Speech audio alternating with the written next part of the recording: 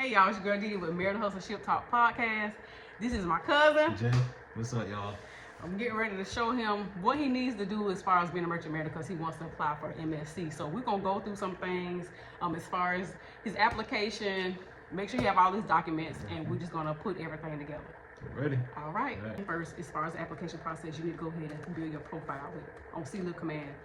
Once you build your profile, they're going to ask you to upload all your documents. So you're going to upload your passport, you're going to upload your MMC, you're going to upload your TWIC card, you're going to upload your license. All of those, they have to be in the four corners. They want to see all four corners. And once you're uploading, they also want you to flip those cards over, and they want you to upload all the stuff, so front and back as well, because they got to make sure the numbers and everything is lined up. So once you get into Military Sealift Command profile application process, you upload everything as far as on your profile, and then you go and you apply for a job. So you have to do the entry level, which is supply utility, wiper, OS, and a galley hand. So my cousin is applying to be an ordinary seaman, so he's going to go and do the application for ordinary seaman. Once he finished his process as far as with his application, it is a processing turn that you have to wait to let them process your application, and it can go from 2 weeks of them respond to 6 weeks. It just depends on how they do and how the application flows. They do have a fast track part to the process. So if you're chosen to be on fast track, they'll do that for you, put you in a fast track, they'll send you off a letter, and it just depends on you what you want to do from that. But you have to go through with the full process, and we're just gonna get into the paperwork. When you're choosing what entry level job that you want to do with MSC, the supply utility is the person that's in the galley. So you're going to be helping, break out the salad bar, break down breakfast, break down the salad bar for lunch, and then whatever you bring out the salad bar and break that down. So you're putting all this stuff out, you have to break all this stuff down. As far as wiper is the entry level of going to the engine room. So if you're interested in going to the engine room, you will go ahead and apply for the wiper entry level. But if you want to be a deck worker, you go ahead and do the ordinary seaman. He wants to be an ordinary seaman, so we're going to go ahead and apply for ordinary seaman on this part of the application. I need to let him know because he does not know this is his first time applying for the application with MSC.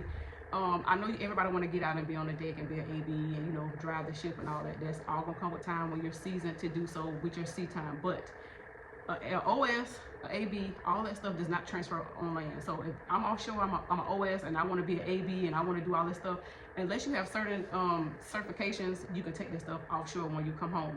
But you can't, a lot of the stuff that you do in the deck department, you can't find a job outside of the deck department when you come home. The engine room, you can be an engineer, you can be, a third engineer, wiper, or you can do all that stuff outside of the ship. So that's something that you want to also look into when it comes to applying for these jobs with MSC and other companies as well. You want to make sure that if I'm gonna work in this is gonna be my field of career, I want to make sure I can have something that can transfer on land. So once I'm done here on the ship, I can go to the shipyard and I can have a job there too. So it just all depends what you want to do. So we're going through the process of ordinary seaman right now, and the knowledge of they want to know your knowledge of cargo operations includes such items as dry stores, munitions, petroleum products, and helo operations, which are VertReps when they do their what they call it, the UnReps offshore. When they're offshore, so they do UnReps out there. So the UnReps is when they're transferring goods, but the VertReps is when the helicopters come and they take the goods from one ship to the next, because that's what they do with Military Sealift Command. They do a lot of UnReps and VertReps. So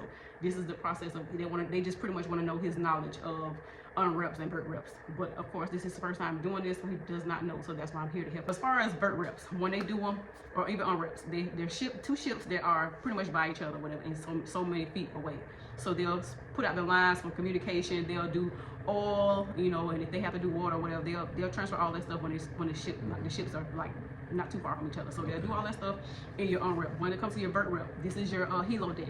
The deck department will control it. Your bosun mate, and then you have control operator. Everybody will be on or whatever, because what they have to do is they have to make sure that they have all the stuff they need to do the VertRep. So they might have to put baskets out. They might have to put certain hooks out, but that's a part of the deck department. So once they get all of that stuff going, then they'll start, they'll be dispersing goods. So you'll have somebody on the helo deck that has the forklift, and they bring all the goods on pallets. So they'll bring all the stuff over, and then they will tie them up, and then they'll hook them. So you got your person that hooks underneath the helo, and they always, they have to duck down, because that's just the way they do. They'll duck down, everybody will be on the side, and then the helicopter will get the goods and take them from one ship to the next. And they'll keep doing that until it's done. With MSC, if you want to go to the deck department, they're going to train you to the fullest. You're going to be trained with ordnance, you're going to be trained on the forklift. They're gonna make sure you know everything you need to know in the deck department. So you need to pay attention. They're gonna test you.